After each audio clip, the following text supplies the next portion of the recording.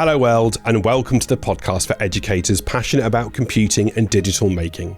I'm James Robinson, Senior Learning Manager here at the Raspberry Pi Foundation, and this is the third of 4 episodes released to accompany the latest issue of Hello World magazine. This issue explores online safety and security, asking what we mean by those terms and how we can better teach the skills that young people will need to use computers effectively, safely, and responsibly. In today's episode, we're talking about using generative AI in the classroom, and in particular about protecting students and their data. We're joined by Chanel Belvin, a computer science specialist with 15 years teaching experience, based at the Texas Advanced Computing Center at the University of Texas. So over to my colleague Laura to introduce our guest. Hello, I'm Laura James. I'm a learning manager at the Raspberry Pi Foundation, and today I'm joined by Chanel Belvin. Chanel, welcome to the Hello World podcast. Thank you for having me. No worries. Before we get into the details of our discussion, why don't you tell us a little bit about yourself? So I have been in education for 16 years. I've taught elementary, middle school, math and science. I was a special education math and science inclusion teacher at the high school level. For the past 6 years, prior to this year, I was a high school computer science teacher and dual credit teacher. So I taught college courses to our students there. So I have a lot of experience working with technology in the classroom. Currently, I am a computer science education specialist with the Texas Advanced Computing Center. We focus on providing professional development for teachers who want to be certified in computer science or tech apps. We also provide a lot of professional development to bring computing projects to the younger grades, elementary and middle school. That sounds brilliant. It's always very important about educating the educators, isn't it? That's something that is so important at the moment. Right, today we're focusing on Gen AI in the classroom. Let's get into it. What's your first tip for teachers? My first tip for teachers is that you don't have to use every new tool that pops up. You definitely want to use a tool that you can be familiar with and that you can use well. I believe the best tools for teachers, especially if they're using it with students in the classroom, a good rule of thumb is to make sure that you actually need Gen AI to complete a lesson. And know that it's just a tool. It's not a miracle, machine or anything. It's just like any other research tool. You have to know how to use it well. So curated resources are your best bet, or especially for keeping student data safe, using Gen AI that maybe is simulated instead of actually reaching the internet. Because that way you can control the data. Also making sure that the models that you're using aren't using student data to train itself, because then that's also a privacy issue. So I think those are my biggest tips. Yeah. Absolutely. Yeah, they're really good. I mean, your first one where you say you don't have to use every single Gen AI that's being thrust upon you, because there's so many tools, that are being baked into just normal applications that you use every day. It's really difficult to sometimes turn them off, isn't it? And it can be tempting to just try all of these things. But in your article, you talk about guardrails quite a lot and protections for students. What do you mean by that? So when you are using these tools and you're creating prompts, guardrails basically are things that you embed in the prompts to say, this is your fence. This is all I want you to do. So of course it's very application specific. The guardrails meaning, I want you to only look for academic resources. Don't use social media resources while you're answering this question. Make sure that you only do things that you have permission to do. So just providing those safety explanations to the AI tools so that it's not going beyond the scope. A lot of students use AI as like a chat companion, right? And so putting guardrails for safety of, you can't do this. You're not a therapist. You're only supposed to speak to students in this particular manner, especially in the classroom, is a good thing to do. So it's almost teaching teachers and by that guideline, like prompt engineering a little bit, isn't it? Yes, absolutely. Okay, fantastic. Thanks for that. Let's talk about data privacy. You sort of mentioned it a little bit earlier. What do you think teachers can do to help keep their pupils safe? I think first, teaching digital literacy and ethics explicitly to the students. And that's very important because knowledge is a great tool, right? So explaining to students, teaching them how to use these tools, saying you don't want to put all of your information out there. And then also training them that they can look at like a chat GPT or something like that, and they can put a little bit of information, and these models can actually go out and find things about them. So that is a very eye-opening, hands-on task that students can see. Oh man, once my data is out there, it's really out there. Even if I try to delete something. Yeah. So it's just understanding, having students to understand how to keep, some things private about themselves so that it can't be used for, advertising and things like that. Yeah, that was a really important aspect in your article, wasn't it? Like your data is your most important resource. When I was teaching, though, a lot of students would say, well, I don't really care. I don't mind if the ads that I see are targeted to me. How do you really make it crystal clear to students how important their data is?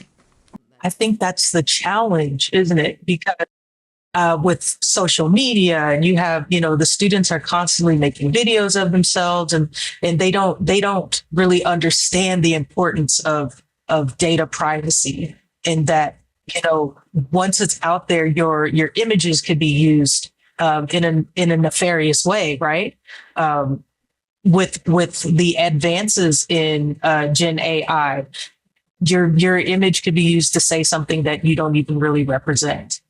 And just, I think it's difficult to get students, to understand that, because they just want to have fun. They want to make videos. They want to, So I think that is a real challenge. It's about digital literacy, as you said, isn't it? It's about making sure that they are critical users of the digital space, isn't it?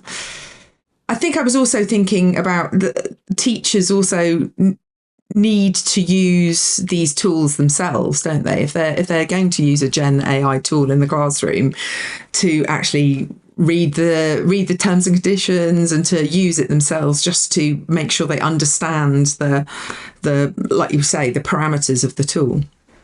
Yes, it's important that teachers understand what Gen AI can do and what it can't do. I spoke about hallucinations that are possible when using these models in the article, because Gen AI, I was in a training and I loved how the presenter said, Gen AI is like a toddler who wants to please their parent, right? So if it can't find the answer, it's going to make it up to make sure that, it's pleasing you, it's doing what you asked it to do. Yes. So just knowing that with these tools, you can't just use them and then not look at the sources that it gives you, because it can hallucinate and make things up. So you want to make sure that you double check whatever it's giving back to you. You just don't want to copy paste. Absolutely. Yeah, that's really true, isn't it? I love your analogy of it being a toddler. That's brilliant. In your article, you talked about using a curated research notebook in the classroom. How does that work, and what's the advantage of using that? So the advantage is that as a teacher, you should be familiar with the content that you want to teach and the resources that you want to use, right? And using Gen AI in the classroom is all about saving you time. So if you know the resources that you want to use, you can actually take those resources and place them in a curated Gen AI notebook for students to use. So now you know what resources are going into the lesson. It's less likely to hallucinate. And Gen AI is really good at summarizing information. And that is very valuable to the students and to the teacher, because maybe you're maybe you're learning something new that you have to teach. And you're like, well, what are some ways that I can do this? And then by having that curated set of resources and allowing students to explore that, then it's in that more controlled environment. I mostly use Notebook LM, and I actually have one pulled up if I can demonstrate how this would kind of work. Oh, yeah. That would be great. So this is a notebook that I've created as an example. So this is called the biology notebook.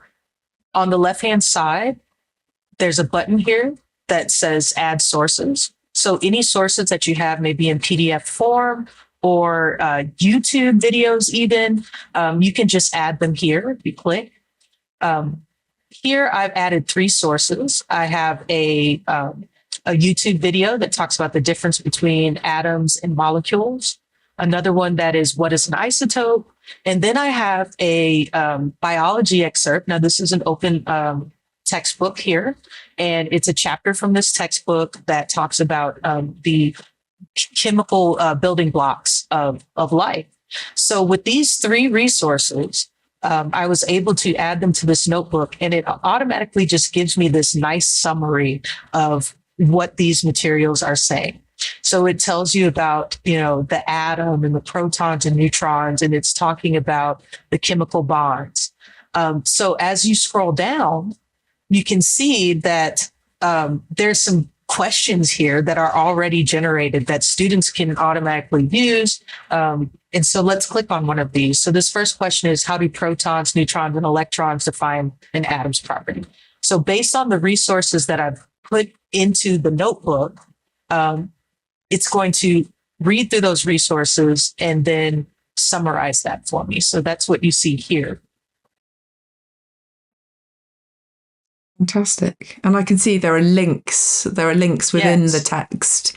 Yes. So this is really fantastic for students. You can see if I hover over some there, it'll go to the page that's in the textbook that I've linked, and it will show images. And so this is just fantastic for students to be able to kind of explore and ask their own questions as well. I can immediately see that for revision. So if it was a student who was revising for their end of year exams, this would be great if they could reference the actual topics from the exam specifications in here. This looks great. Absolutely. And another great thing about this particular notebook is that you can generate other things. Like, I love the mind map, because it will take all the resources and make the connection. So I'll go ahead and click on that here. And so it'll take just a few seconds to generate this mind map. A lot of students are visual, and sometimes they have difficulty seeing the connections between material. So if we click on this mind map, it just opens up. It's beautiful for students to be able to learn. They can move it around.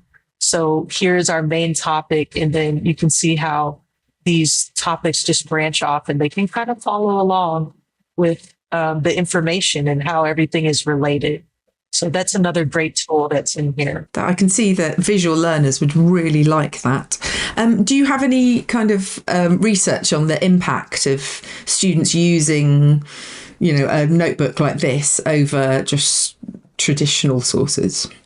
I do not. Everything is happening so quickly and so fast. And this is an area that would be a fantastic place to have more research, to see the impact of students, because it's just brand new, and every time we look around, there's a new tool that can be used. So yes, research in this area is definitely needed. But this is one of the reasons that, Hello World and podcasts like these are really helpful, because you've obviously used it with teachers in the classroom, and we can see that it is actually relevant rather than, some company pushing us to use a particular Gen AI tool. So I think that's one of the great things about having this sort of forum where real educators can share useful resources. So thank you so much for that. That was a really good little demo. I like that. I'm going to go away and play with it later on. Fantastic. So thank you so much, Chanel. It's been fantastic to hear your perspectives, and I loved your little demonstration of how to use a notebook. That's fantastic. Your article is really good, and I think the things I took away from it is the fact that teachers need to be using these tools for themselves, don't they? They need to be curious and playing around and seeing what's out there and finding out what other teachers are doing. I think because the landscape is changing so rapidly, there's no one right answer, is there? There's not one tool that fits all yet, is there? Would you agree? I would definitely agree with that. Yes. How do you suggest teachers try and stay ahead of that curve? Because, as we know, teachers are all so busy and they're often drowning with the things that they have to do. What's your kind of advice for keeping, if not ahead of the curve, kind of on the curve, as it were? My biggest advice is to focus on what you want your students to learn. And then you pick a tool that allows you to help the students learn that. We can go and play with 20 tools, but not all of them are going to be effective.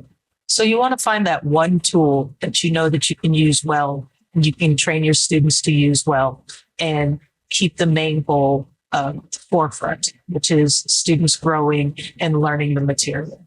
That's a really good point. Yeah, don't lose the wood for the trees, as it were. Try and focus on the outcomes of the students. That's brilliant.